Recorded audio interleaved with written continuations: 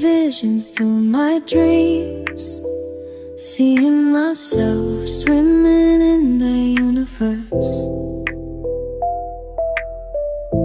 My ancestors gave me gifts to read cards, predict and heal. My name is Daphne, but spirit calls me Babylon. Angels communicate through numbers. Intuition is so deep. The gift I fully embrace within.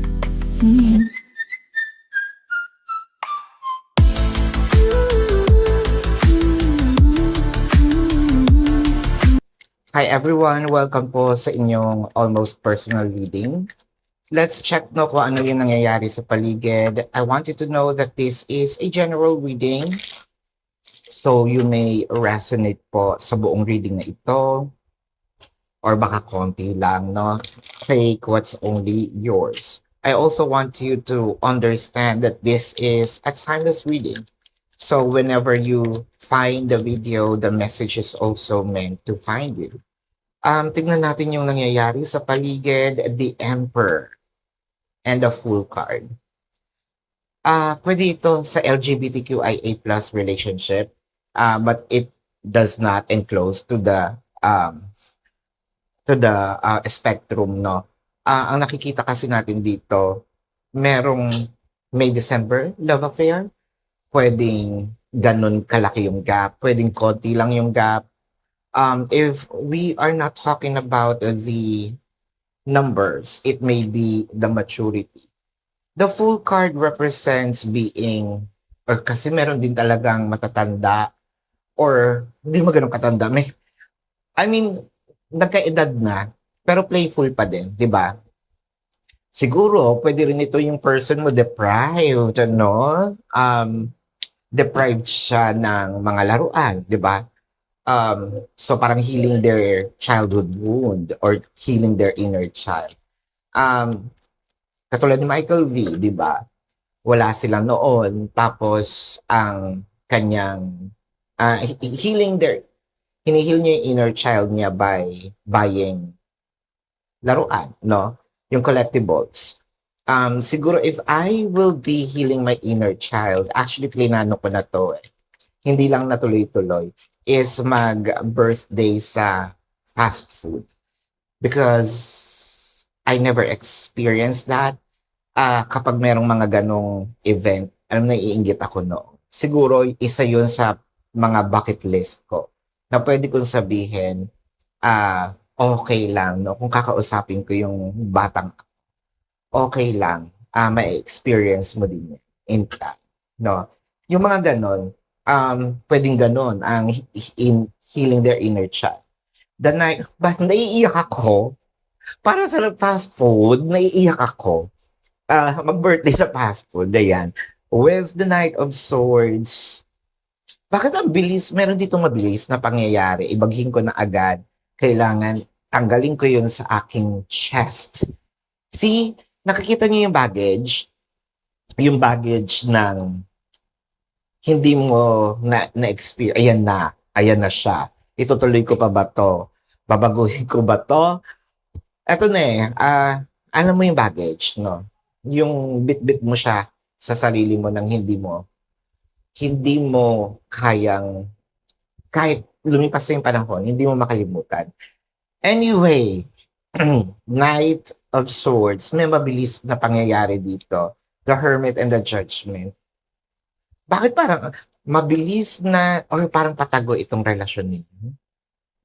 So, it kind of make me feel na nag-usap kayo at patagong relasyon ito. So, saan ito papunta? Dahil parang meron ditong usapan na, uy, sabihin mong wala tayo ha, pero tayo nagkakaintindihan. Huwag muna nating sabihin. Pero ito kasi, sabihin natin, ang tagal nyo nang napag-usapan na itago mo na yung relasyon. Up until now, hindi pa nare-reveal. bakit ang juicy ng reading, no? Ang juicy ng reading, alam mo, naiintriga ako. Actually, feeling ko mahabang reading ito. Mm-mm. With the Four of Pentacles, so, ayaw may makaalam. May makaalam, ayaw ipaalam.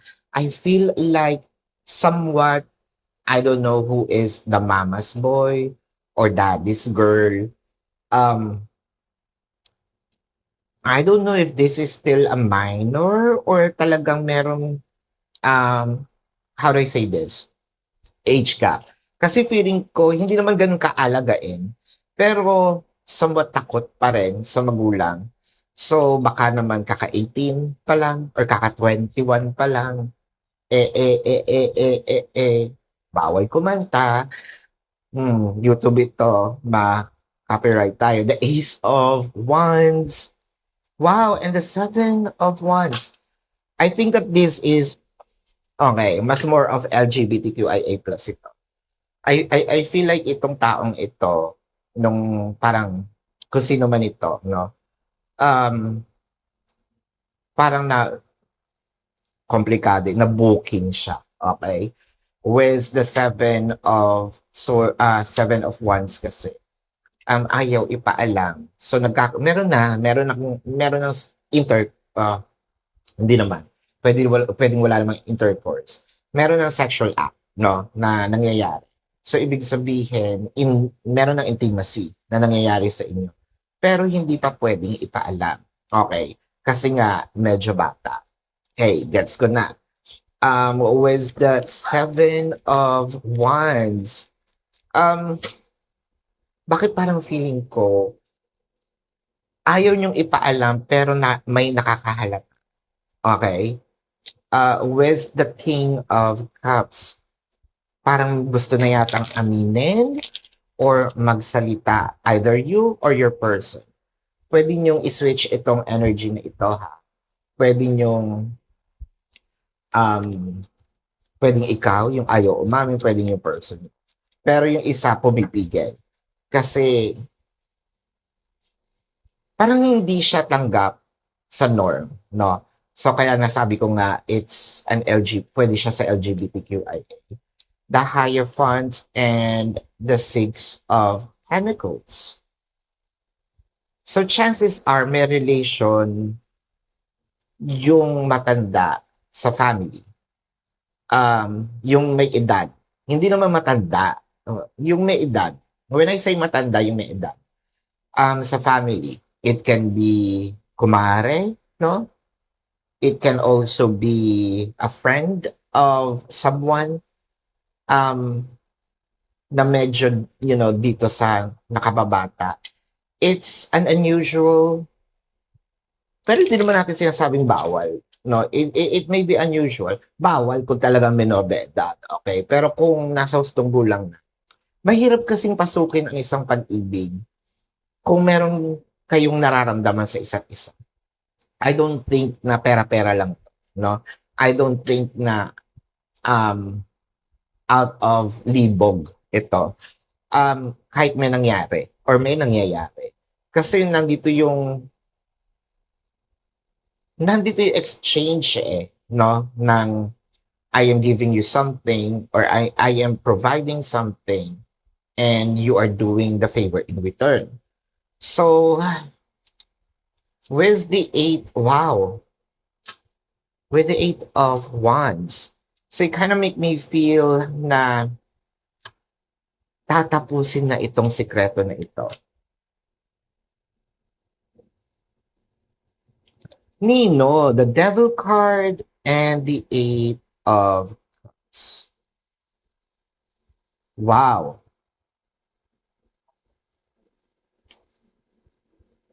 I feel like may mag-EFO or friendship over.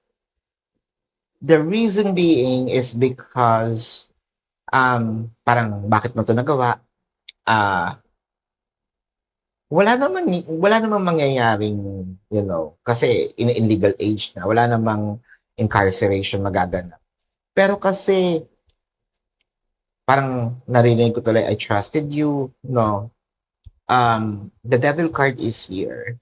It doesn't always have to be, a bad situation. It may not be pasok sa norm nga, or it might be unusual, pero kasi yung yung dalawang ito, kung silang dalawa lang ha, okay naman eh. Pwede naman. Nagfa-function naman silang dalawa.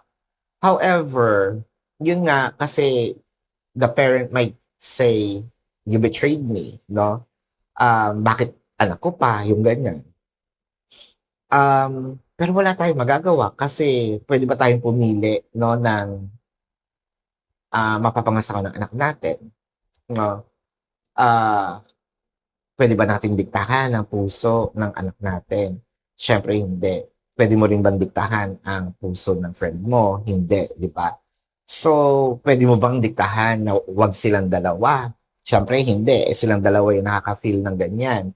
So, wala tayong pwedeng tulak-kabigin dito. Pero ang sure dito is may magsasabi, makakaalam, and it kind of make me feel that this is not really an FO at FO. Sabihin na lang natin may nagkatampuhan kasi the Eight of Cups is here.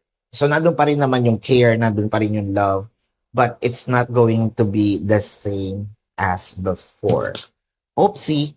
So this is your reading. Let's check the zodiac sign. Pero bago yan, gusto ko pong ipaalam sa inyo na kung kayo yung nakaka-resonate, let me know sa comment section. And kung kayo may mga katanungan sa isang juicy na question na reading na ito, sa description box, no, meron po doong link. Click the link, i-route kayo doon sa aking website. Nandun po yung name, number, QR code, amount per question. Take advantage po of the 4 questions plus 1 kasi discounted po yun. And if you want to book a private reading, nandun din po siya, no? So, yeah, this is your reading. Oh, the zodiac sign. I am seeing Scorpio, Capricorn, Leo, Taurus, Virgo, Cancer, Aries, o dalawang Aries pa, halos magkapatong. Libra, Virgo, Gemini, Leo, Capricorn. So this is your reading. Maraming salamat. Love and light. Namaste. See you po sa susunod na readings. Goodbye.